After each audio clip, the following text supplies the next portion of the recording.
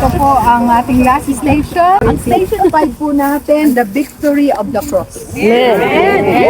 Hallelujah! John chapter 19, verse 30, nakalagay sa Biblia, it is finished. Amen. Hallelujah! Thank you, Jesus. Amen.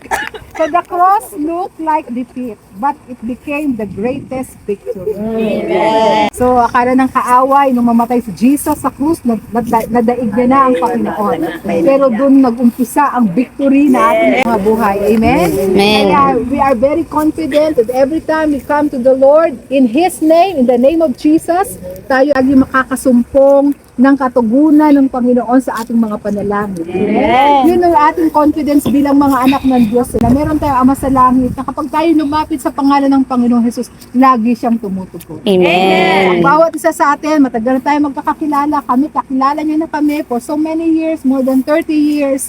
At yung ating mga journey, hindi madali.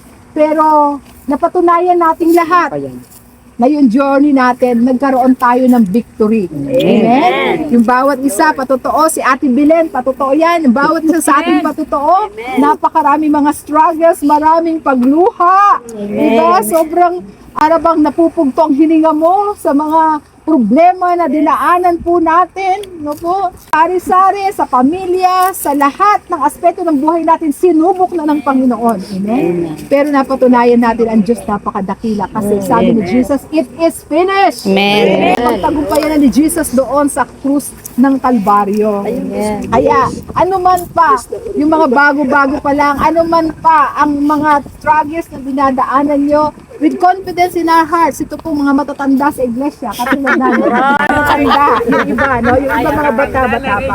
Pinagdaanan namin lahat yan. Pero sinamahan kami ng Panginoon. Amen? Kaya tayong lahat ay magtatagumpay. Amen? Ang bawat kababaihan, may mga journey tayo, iba-iba ang journey natin. Minsan may journey of tears. Di ba? Minsan, hindi ka nakakatulog, iyakan ng iyak. Paggising mo, iyakan na naman. Journey of tears. Pero hindi na natili yan dyan. Amen? Bigyan tayo ni Lord ng victory. Yung iba, nagkaroon ng mga struggles o may struggles.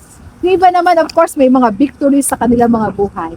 Pero lagi natin tatandaan, yung cross ni Jesus ay remind sa atin ng tagumpay. Amen. Praise God.